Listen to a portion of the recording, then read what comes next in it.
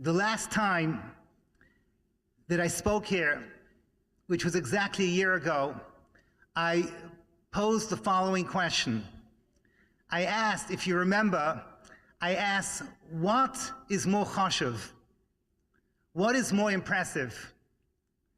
The extraordinary Siyum Hashas that happened last year, where in America over 100,000 men attended, or the kenes that we are having over here, a kenes of the ladies talking about Lashon Hara.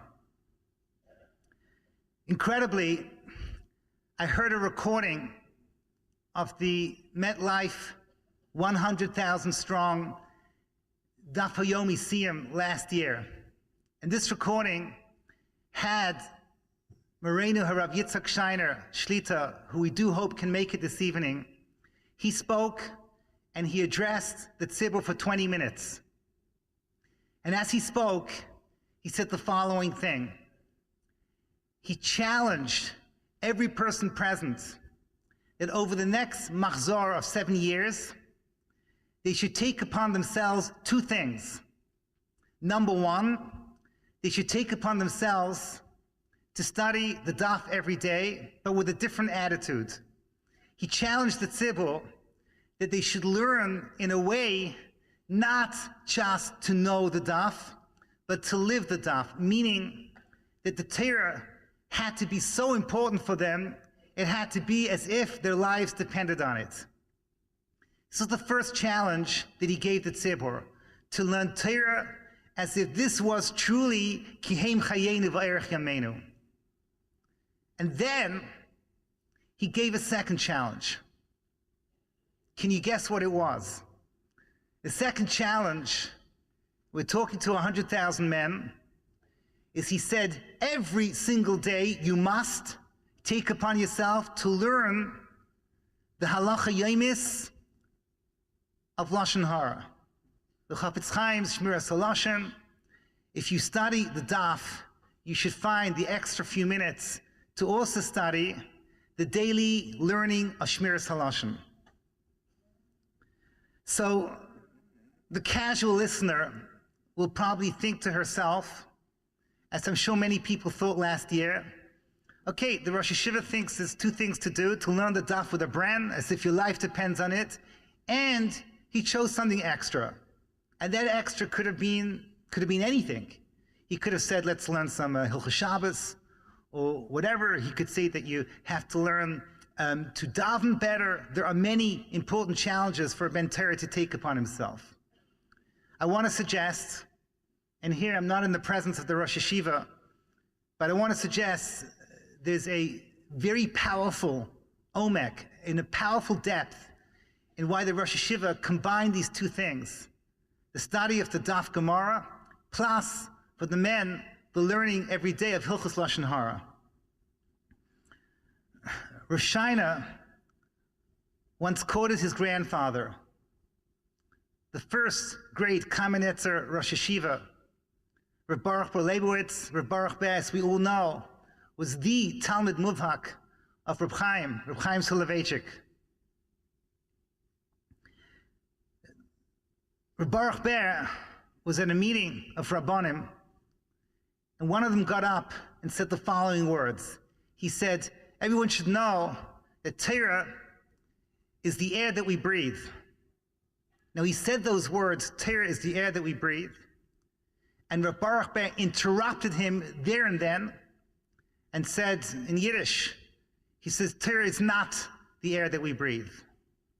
It's a shocking statement, but he explained, Torah is not the air that we breathe. Torah is life itself.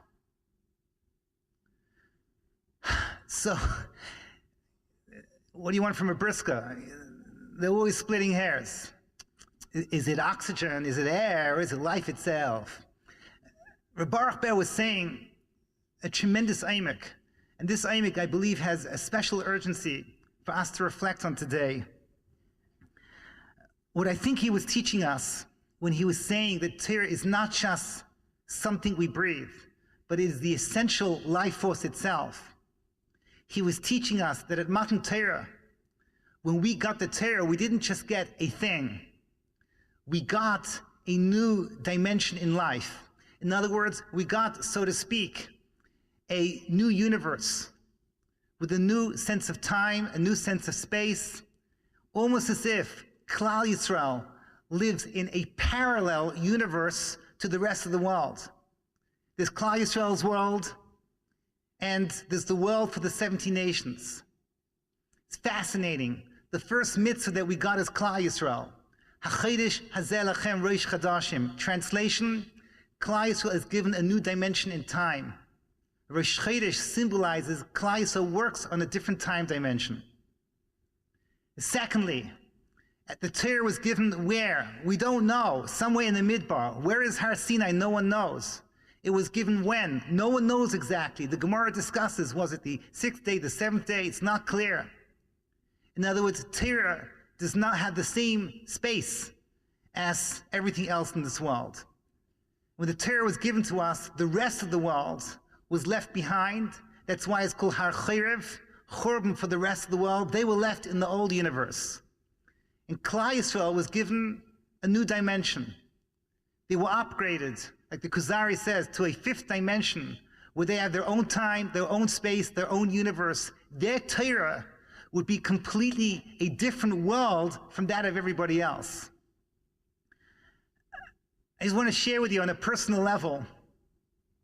A couple of years ago, when I had the crazy thought of becoming an American, Baruch Hashem, I pushed it away. But for a short kufa, I found myself in a huge, big immigration hall, the size of this room, somewhere in New York.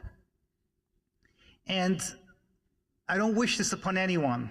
Basically, an immigration hall is filled with the largest group of American high school dropouts that they can assemble, and they run the place.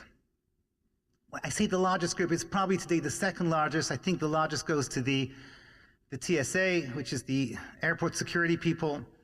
But the point is that I'm in this very, very hostile place, and I'm looking around, and it is fascinating.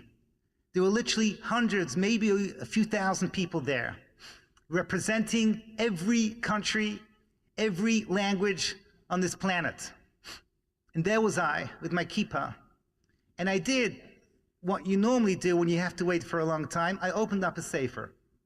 And at that moment, for a few seconds, I had this rush, I had this tremendous emotion of Hakaras HaTov. And I thanked the Kodesh Baruch Hu. Isn't it incredible? Here I am. There's maybe 1,000 people in this hall. And it looks like externally we're in the same time and space, but we're not.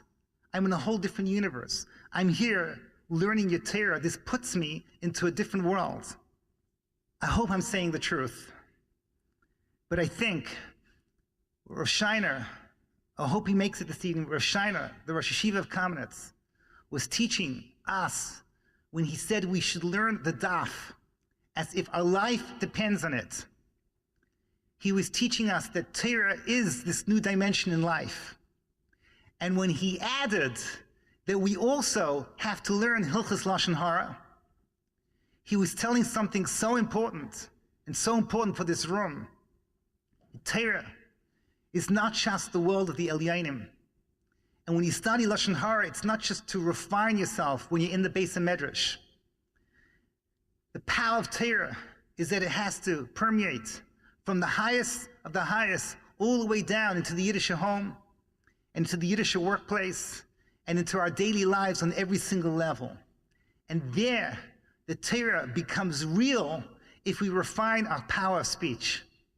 It's the key to turning Torah into a time-space dimension that is unique to Klal Yisrael. Last year, we didn't have a theme for the evening. But if you remember, we were still reeling from the loss of 3 Gedolim. Rabbi Yashiv Zatzal, Rosh Chaim Zatzal, Rabbi Nosson Tzvi Zatzal. And we all felt that the Torah world had lost, at a certain level, its foundations. Now, we stand a year later, and it's frightening that it seems to be Shaloi Kederach HaTeva, in ways that is hard to explain logically. from every single direction. It seems that the world of Torah is under attack. And I remember it was maybe one of the last speeches of Rav Pinkus Zatzal. Rav Pinkus, before he passed away, he got up in front of a tzibur and he said that after the Holocaust, after the Churban in Europe, Kadosh Baruch Hu gave us a blessing that it was easy to have access to Torah. And it was easy to find the money to have access to Torah. And somehow it seemed like that yeshivas were growing and flourishing and everything would be okay. But Rav Pinkus, now in hindsight, it's nevuah. Rav Pinkus says that he feels that the last great challenge before Mashiach comes is that Kadosh Baruch Hu is going to challenge us and ask us, are we prepared to be Moiseh Nefesh for Torah? I turned to my Rabbi on Friday, Rabbi Shapiro. I was driving him in the car. I said, in the yeshivas, everyone is talking about Mesiras Nefesh. You have to learn harder, put in more hours, not to waste time, to be Moiseh Nefesh. What about the ladies? What is their role in this extraordinary period of history when there's kategoria neged Talmidei Chachamim? And he looked at me incredulously as if I had asked a stupid question. He said, don't you know? For them, it's much harder. For them, their role is much bigger and much larger. Because they are the ones who are machzik Torah in the most deepest and fundamental way. And tonight, we focus specifically on being machzik Torah through the Rosh Yeshiva's words, through the power of speech. I was asked to mention this, and again, this is not coming from me because I never speak about these things, but Rav Gantz, who addressed yesterday, right over here, the Israeli tzibur, he asked me to mention that the women have the responsibility of keeping the atmosphere of the refinement of the Jewish home on every single level. And he meant on practical level, but I want to focus more on the koach of speech and the way that we speak. If you remember last year, in my opening words, I quoted from the Igeres Ramban. The Igeres Ramban begins his letter of how we should live our lives with the words, and I quote, Tisnag Tamid, L'daber kol dvarecha benachas. You have to speak in a gentle way. You have to speak in a soft way, which we explained last year, which means that if you speak in a gentle, soft way, you become internally a gentler and softer and more pnimi, more inner person. Our Rebbe Revolba once made the following extraordinary comment about the Igeres Ramban. I'm lucky that Rabbi Fire is not here because he wrote the book, not the book, the Igeres Ramban, but the Art Scroll version. And it's incredible. Revolba pointed out, we all know the Mesilas Yesharim has a ladder. So you don't climb to step 5 without going to 1, 2, 3, and 4. So you start off with Zehiris. Zehiris brings to Zrizas. Jesus brings Nikias all the way to Ruach HaKodesh. It's a ladder. What is possible that many people do not know is that many Rishonim have their own variations of the ladder. And Revolba remarkably said, if you read the Igeres HaRamban, the Ramban's letter properly, he's giving you a ladder to climb. Step number 1 is Dibur Benachas. The first thing to work on is how to speak. And the second thing, if you speak gently, it will bring you to proper anava, to proper humility. You live in a sense of personal reality. Anava brings you to yira. It brings you to true fear of HaKadosh Baruch Hu. And there's a fourth and final step. And if you don't really study the Igeres Ramban, you will not see it. And this is going to come as a shock, because I'm sure there are many ladies who say this once a week, like you should, the Igeres Ramban. The fourth step, again, Dibur Benachas, brings you to Anava, brings you to Yira, and this brings you to Simcha, to real happiness. This is something so beautiful. If you understand what the Ramban is telling us through the lenses of the Mashgiach Revolba is that this hard job of speaking gently in your home and speaking softly to one another, and even when you're having a stressful day, to work externally to be a gentle, soft-spoken person, even when the kids are annoying you and your husband. You step back, you speak gently, and afterwards, it brings you on this ladder to Anova, to Yiras Hashem, and finally, you have earned true simcha in the most deepest and most powerful way.